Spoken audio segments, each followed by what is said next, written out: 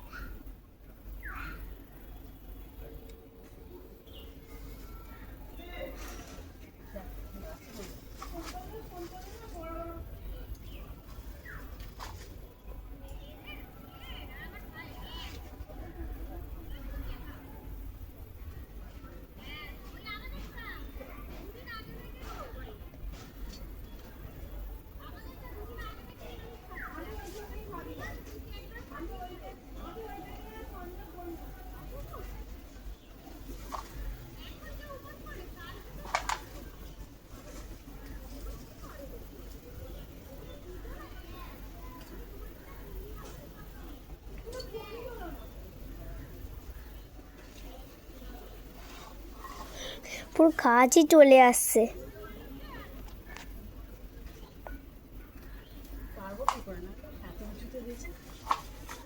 বালতিতে রাখো।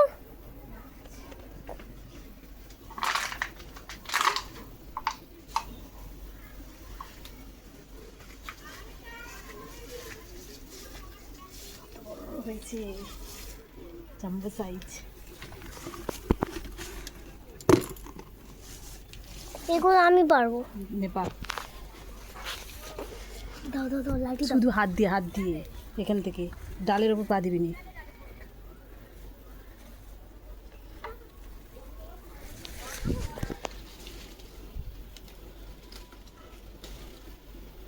আস্তে, মোটার কাছ থেকে ছিঁড়তে হয়।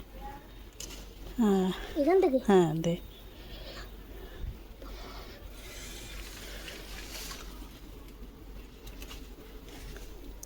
কই দেখা। আর কামড়ে যায়নি, কয়লা হয়েছে। তুলি দাঁড়া। এইটা আর দূরে যাচ্ছে।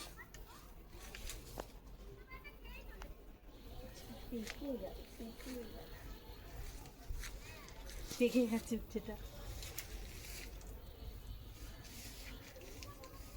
ইচ্ছে কোথায়।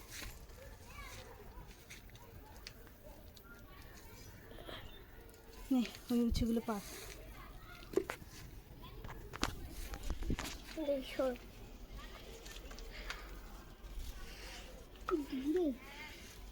আর একটু এগো সামনের দিকে, ডাল টানবি নি, দুটোই পেরে নে।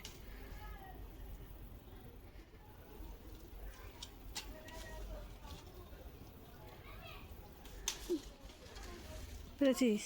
হ্যাঁ, এখানে ছোটো ছোটোগুলো পেরে নে। আর এই দেখো এতগুলো কাঁকরোল আর উচ্ছে পেরে নিয়েছি। পেরে নে, পোকা লেগে যাবে। আর এই দেখো এইটা তার ফাঁকে দুপুরে রান্নাটাও কমপ্লিট করে নিয়েছি। আর চটজলদি যতটুকু রান্না হয় ততটুকুই করে নিয়েছি। এখানে দেখো উচ্ছে ভাজা করেছি, আর মাছের ডিমের একটু বড়া করে নিয়েছি, আর সঙ্গে করেছি ভাত।